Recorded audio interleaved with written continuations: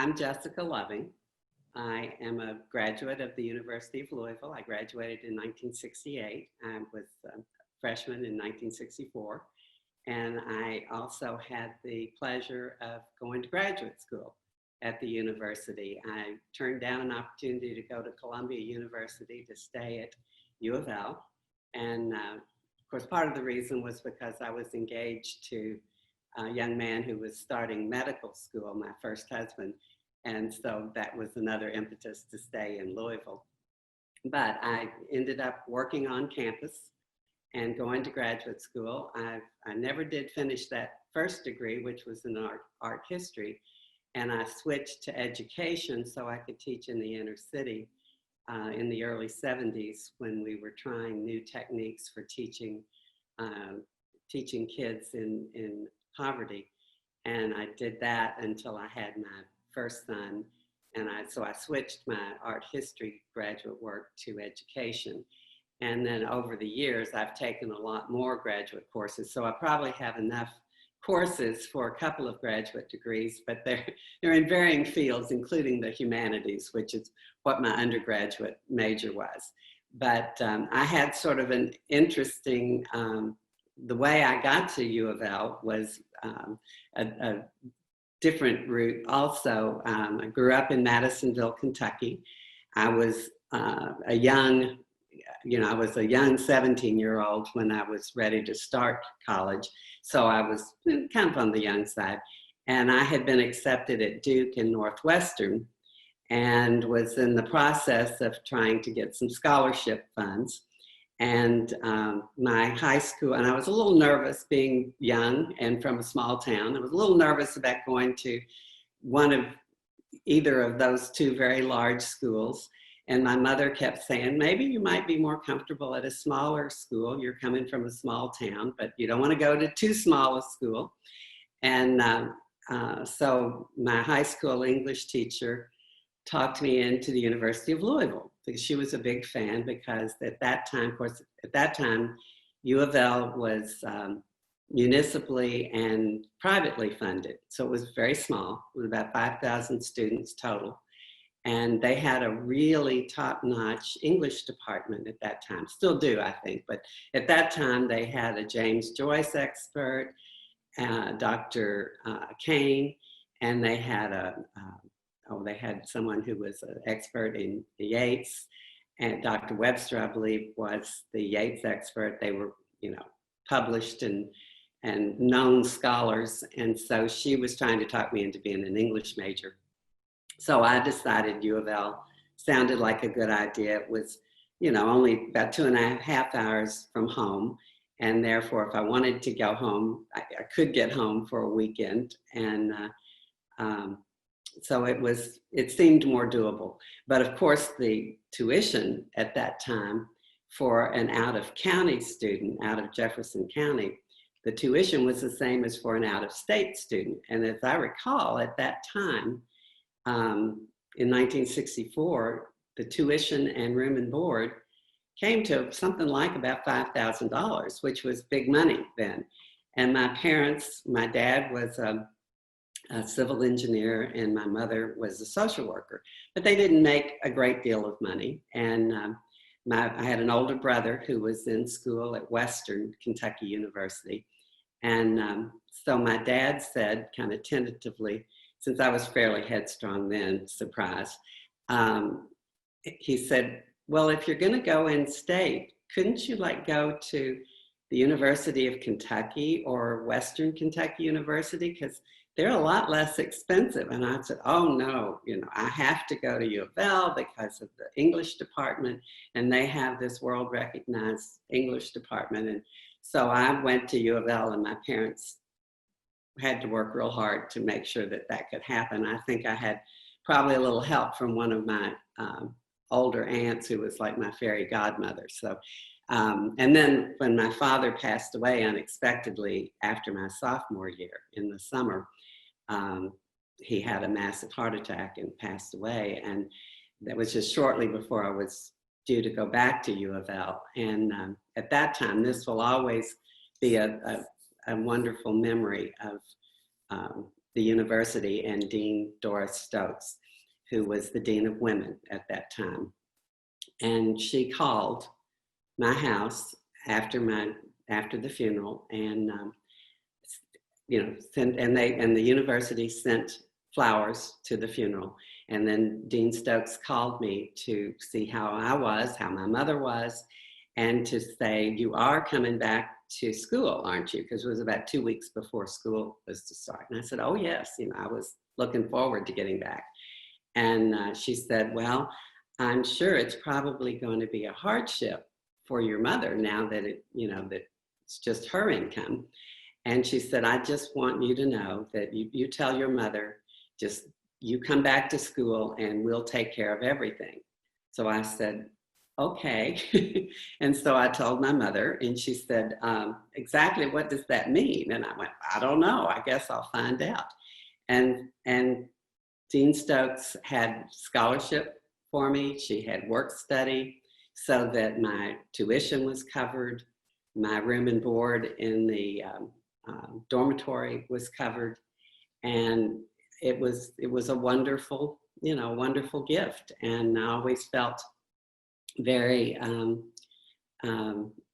indebted to the university for that, which was one reason I was glad to serve in various volunteer capacities with the university after graduate school. I was involved with various advisory committees and athletic commission, and then eventually the board of trustees. So that was my way of giving back. So long story short, I got a really good education at the university. I got a lot of support, and I have very fond memories of all aspects of my education, not only the academics, but what I learned about social justice, peace and justice. I was involved in a lot of campus activities, anti-war activities, and racial justice work. The civil rights movement was very prominent in the city at that time. And so I was involved in a lot of civil rights work. So I got a really good education all the way around. The other fond memory I have of the university, because it was small at that time, we knew the whole school or the whole university, and I got to my advisor, my academic advisor at the time, who was an English professor, told me that because I started taking a lot of science courses too, so I had a lot of English and a lot of science courses, and because I figured out that I believe at that time the full-time student criteria was 15 hours. So I thought, well, I can take 18 hours or I can take 21 hours for the same price. It's a bargain. So I was taking anywhere from 18 to 21 hours a semester because I was getting a bargain. And I figured, hey, I can take all kinds of things. So I was taking a lot of science because I really couldn't decide between being a biology major and being an English major. So I had a lot of both sciences and English courses. And then I wanted to take some art history, and I wanted to take some other things. So Dr. Bine, my academic advisor, said, let's make you a humanities major, and then you can take anything you want, anywhere in the university, and you just pick a time period. You can be a modern humanities major, or you can be, Renaissance era, or you can choose whatever. So I chose modern. That way I could take all the science courses because they all fit. And so I became a modern humanities major and got to take anything I wanted anywhere. I got to take graduate courses as an undergraduate student. And so it was a wonderful opportunity. And I think I got a really great education, kind of eclectic. I never could figure out what lane I was in, so I was sort of driving in all the lanes at different times. Well, that's an incredible story, and thank you for sharing in such detail. I wonder, do you ever think back and think how your life might be different had you not ended up back at the University of Louisville after your father's death, if you maybe had, not, stayed in Madisonville, or decided to, not go back to school, or stay closer to home. I mean, I think the trajectory of your life might be completely different. Well, yes, the trajectory would definitely be different. I can't imagine not, at that time in my life, not coming back to the university, because I'd had such a great experience, and I had so many friends, very close friends, and I have friends that I grew up with in Madisonville, and I'm still friends with them. Some of them live in Louisville, but I made such wonderful friends, and I think that's part of what the college experience is all about, is the interaction with our peers. And I was blessed with some really fine friends. And at that time, U of L was doing a lot of recruiting in the Northeast. And so I had a lot of friends from New York and New Jersey area, Pennsylvania, as well as a lot of students from Kentucky. And of course, I became friends with a lot of people that were commuting students. They lived in Louisville. And so I had very bright, very interesting people, very diverse group of people. And I think about, people like Wes Unsold, who was my contemporary, my classmate, who we just lost in the recent months. But I got to be friends with Wes and a lot of the athletes. And at that time, the school was just beginning to be integrated. So I had African-American friends. There were several young women in the dorm, and from other states, and also out in Kentucky. And there were students, people like Lyman Johnson, who was from Louisville, and all of the basketball and football players, Eddie Whitehead, Wade Houston, Charlie Johnson, and other football players. So the athletes lived in the same dorm as the women at that time. And so Threckle Hall was half male and half female. And of course, in those days, at 10 o'clock, they brought a big gate down between the two halves of the dorm. So we were definitely all separated. But I got to know a lot of athletes who I probably would not have known otherwise, because the athletes lived in the dorm too, so we spent a lot of time in the common area together. So I had a very eclectic group of friends, and had plenty of reasons to come back to the university. So I can't imagine that I would have stayed in Madisonville. I mean, no disparagement on Madisonville. It's a lovely town, lovely little city. But I was kind of itching to grow out of Madisonville. And actually, I had planned, my plan in the beginning when I started at U of L was I would go for a year to U of L and then decide where I wanted to go, then transfer to either Duke or Northwestern or some other larger out-of-state university.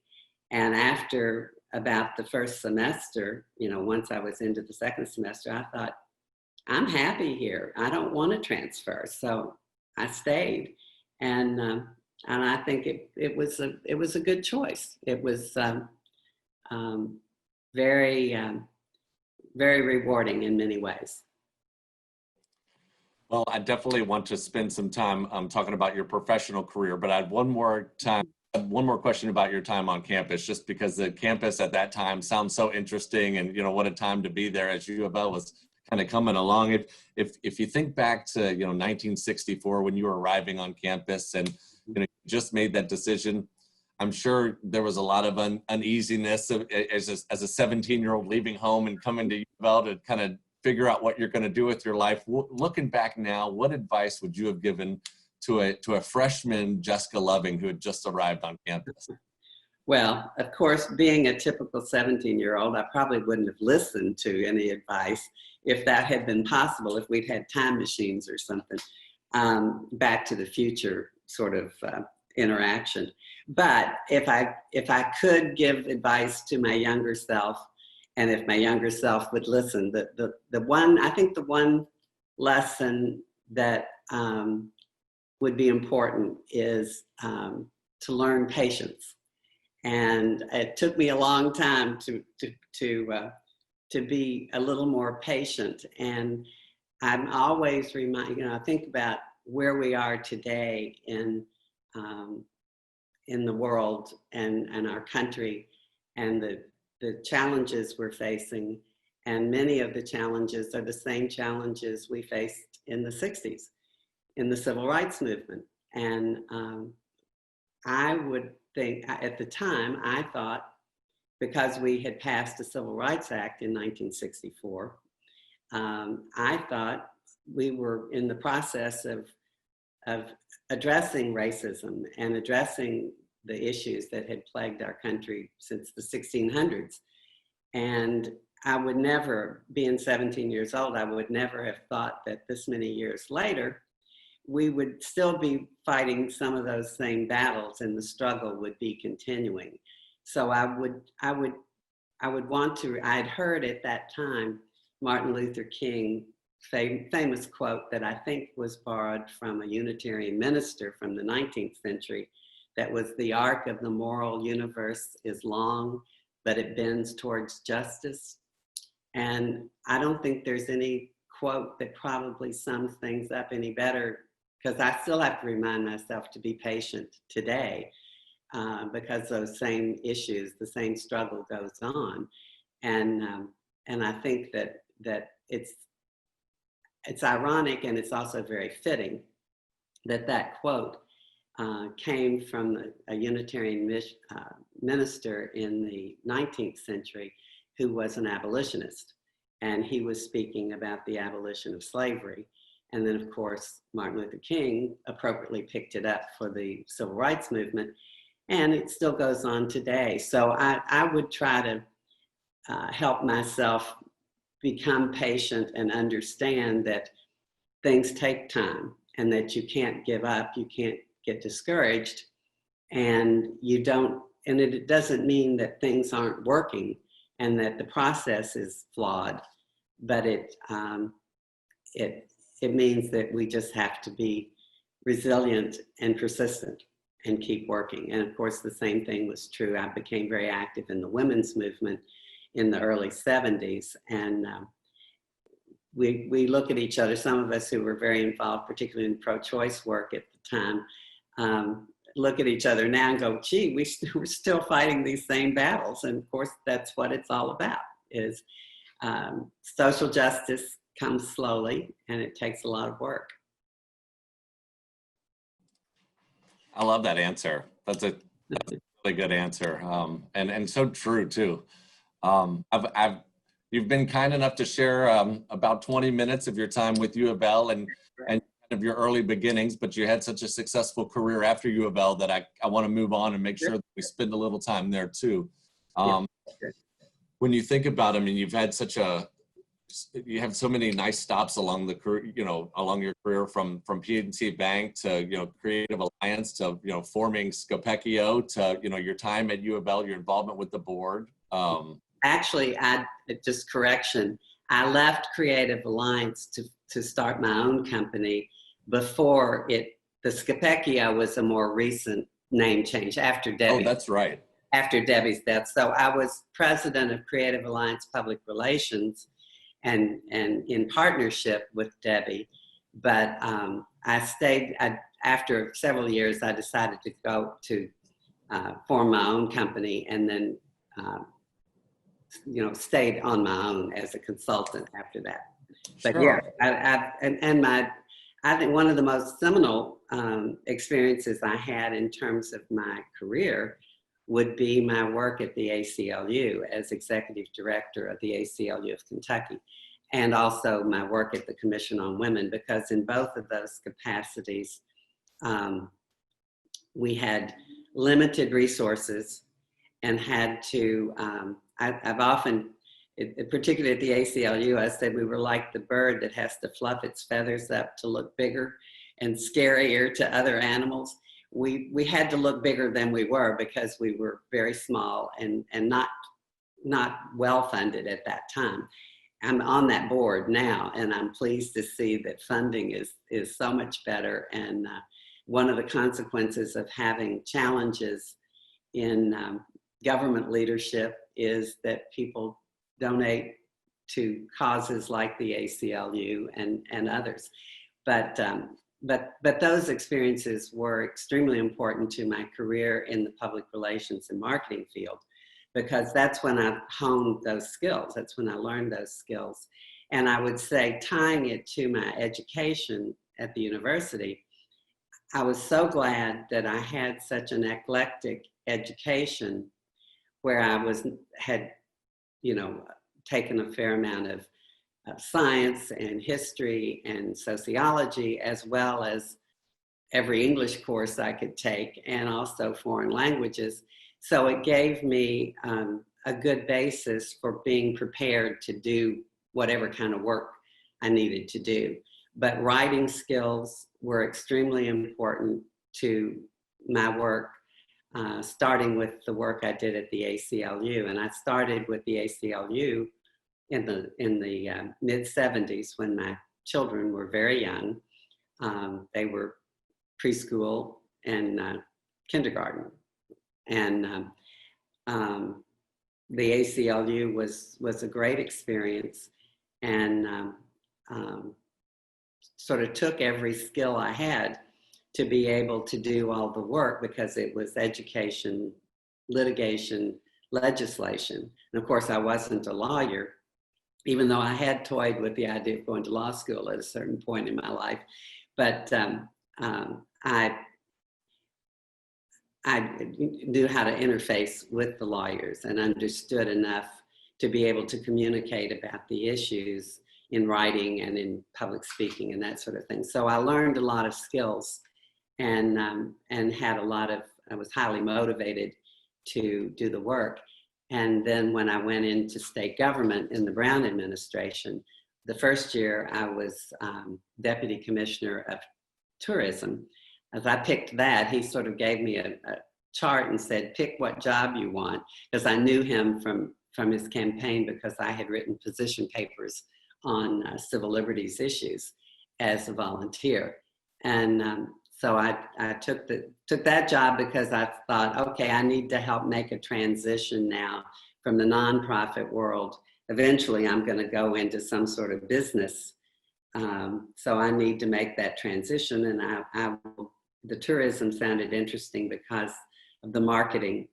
And I realized that what I had been doing was marketing, public relations and marketing. So I got to do the first big ad campaign for tourism, big coordinated ad campaign, the O Kentucky campaign.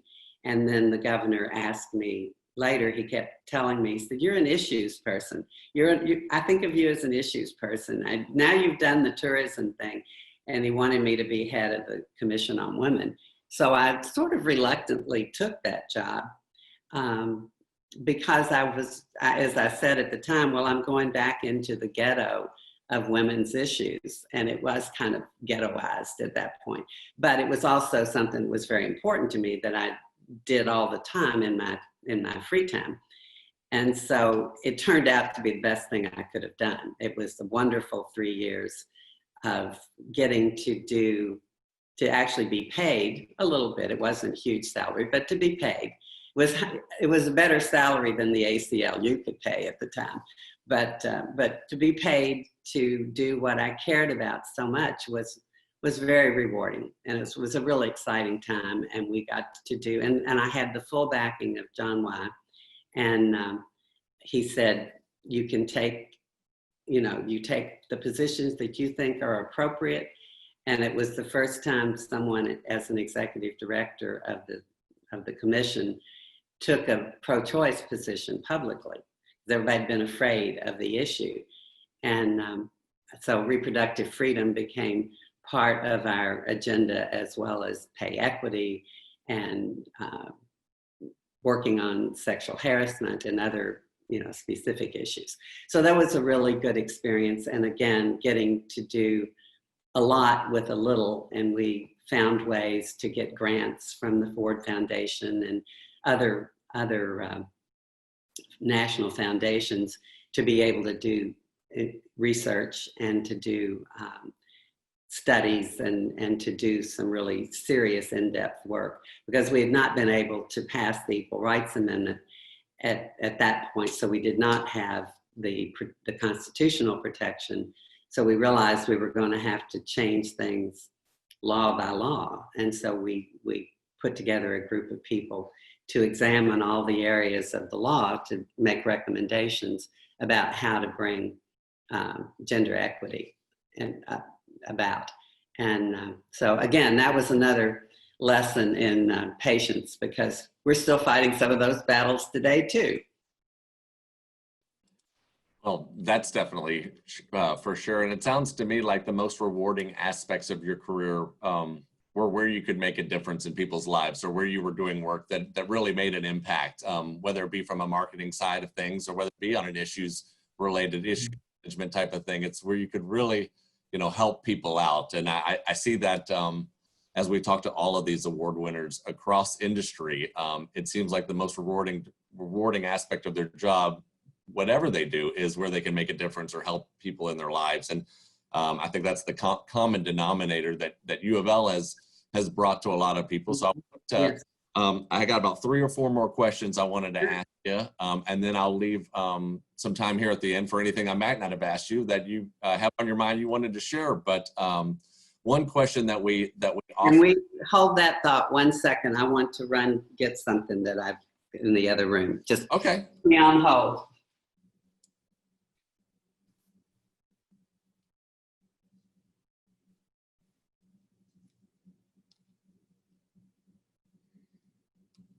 And if you guys have any questions you want to know, just send them to me in the chat and I'll make sure to ask them.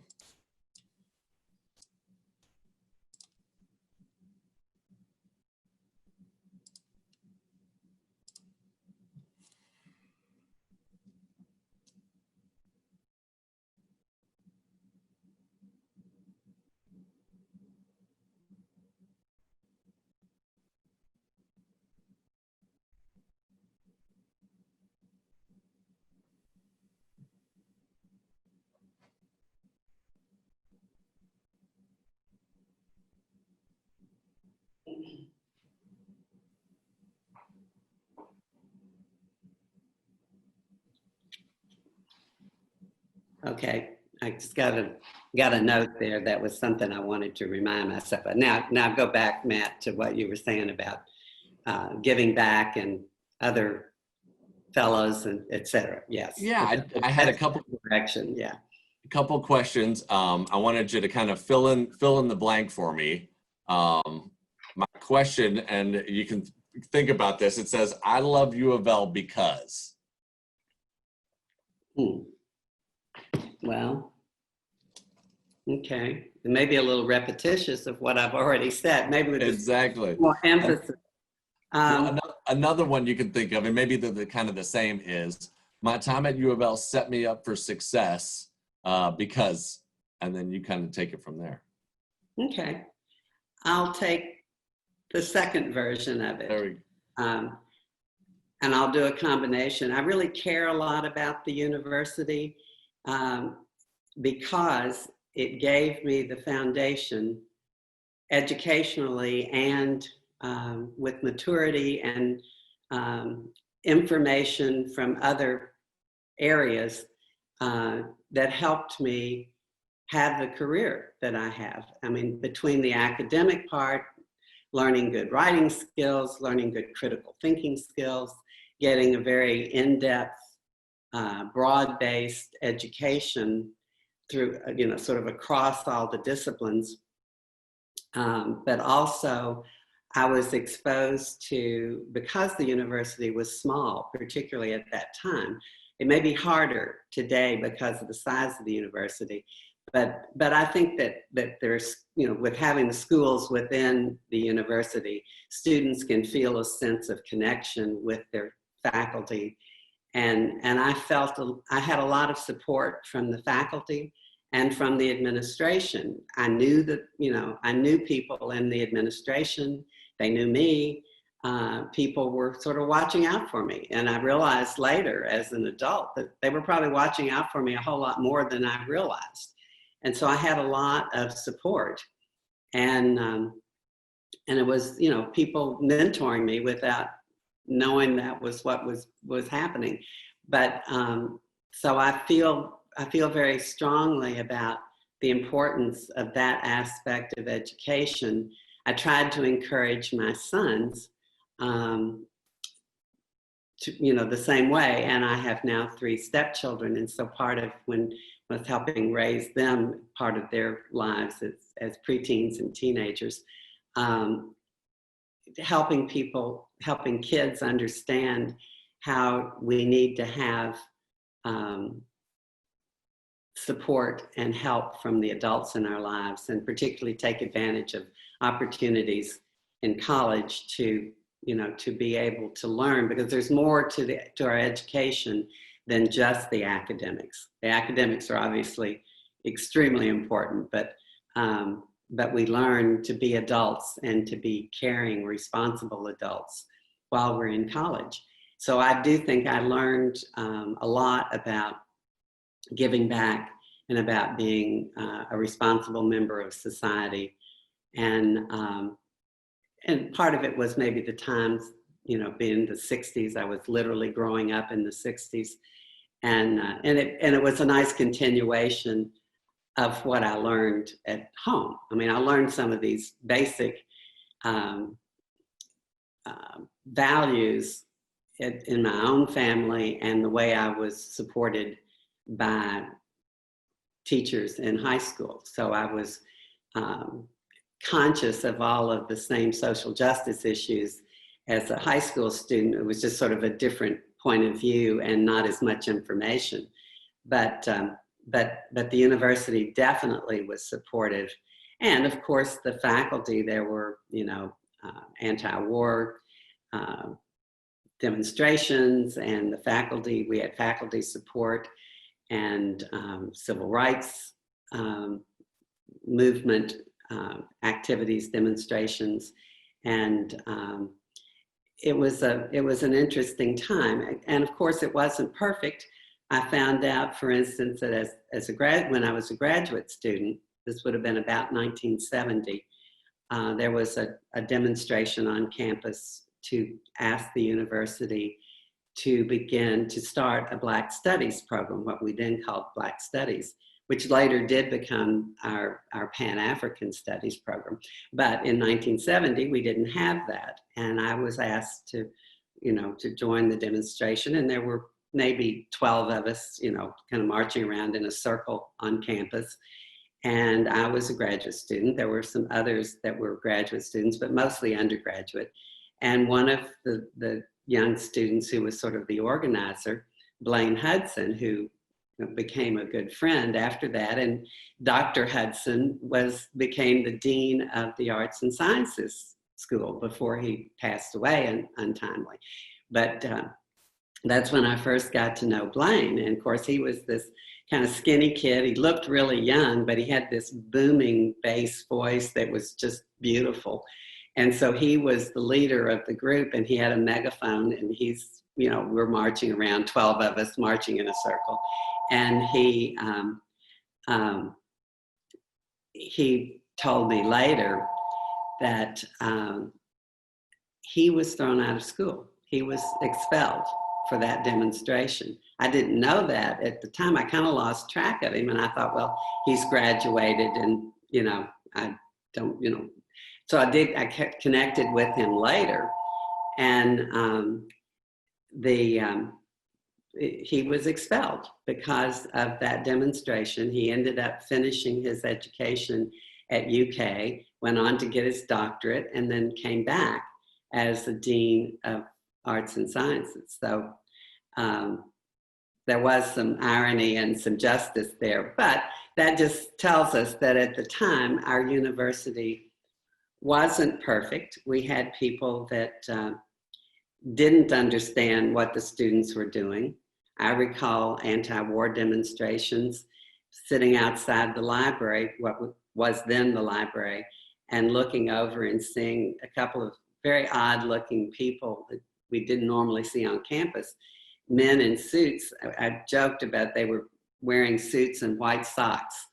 And that was at that time, the joke was that indicated they were FBI, but they probably were FBI. So we were kind of impressed with ourselves that we had the FBI watching us while we were doing our little sit-in demonstration, whatever it was.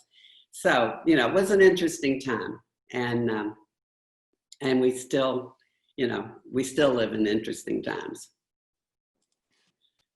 Well, I just have one last question for you. I love asking successful people this question because I just love hearing what answer they have. But what continues to motivate you and continues to keep fueling you? I mean, you've had this great career. So many people through the community know you, but yet here you are still so active with so many different boards and being generous of your time. And I love hearing what still motivates you to get out of bed and continue to contribute, and what fuels you? Well, I think probably the reason I'm still doing the sorts of things that I do, both professionally, I'm not retired. I'm still doing public relations consulting. I'm very selective. I only take clients that I really want to work with. And I do a lot of pro bono work. I probably do more pro bono work than I do work for pay. But I'm fortunate enough that you know, my husband and I have been successful, and I can afford to give back. But I think that the thread maybe that runs through from my growing up and coming of age at the university and through my career is probably I'm kind of persistent. I'm not, I don't give up easily. And I feel a sense of responsibility to try to make the world a better place. In my religion, Judaism, that we call it tikkun olam, which means repair the world. And I feel a need to do my part to repair the world. You know, that is sort of a given, that the world can be broken by many things, and that we have a duty, if we're living in it, to try to help make things better. And I also have my husband and I together, that's my second marriage. We have 5 children. We have 7 grandchildren. And we want to make a better place for them. You know, I don't want my grandchildren having to fight the same battles I've fought. They probably will, and particularly environmental issues, and that's my other passion. But I think that what kind of keeps me going is there's always something to be done. We always have a challenge, and so about when I think I'm ready to retire or just, you know, go sit in the sun somewhere, I go, oh, well, no, we've got to work on this, or we've got to work on that. So, and as I said earlier, I never could decide what lane I wanted to be in. I had very eclectic interests. So I'm engaged in a lot of volunteer work that covers the gamut in terms of things that I'm interested in. And, but I guess there's a common thread that it has to do with trying to make this a better place. Well, thank you for spending some time with us. Was there any area that I didn't hit, or anything you wanted to share before we hang up? I can't look at my notes and see. I think we kind of covered what seems important, I think. I've got all the time that you have. So if you have anything else you wanted to discuss, just let me know. Well, this may be it's just in the same vein, but I would urge all of my fellow alumna, I don't know, what is the fellows? Alum what? Fellows? Okay, there, I'll go back to that. That's easier. Or fellow alumni award winners, or something like that. I try to do the gender neutral form of alumni, but anyway, sure. My fellow graduates of I would urge my fellow graduates of the University of Louisville and fellow Cardinal supporters to be mindful of how we can help the university be the sort of place that can nurture young, 17, 18-year-old freshmen and give them the kind of education that most of us got, and help them make this world a better place. I mean, we have a lot of work to do, and a university is the place that nurtures the people that can make a difference in the world in all fields. And we have a lot going on these days between health challenges with the pandemic and social justice issues and economic impacts, economic stresses on our community, our whole country. And so we need a lot of talent, and we need to nurture the talent and encourage people to think creatively and to be prepared to do the heavy lifting. And thank you for honoring me and letting me be here to share my thoughts.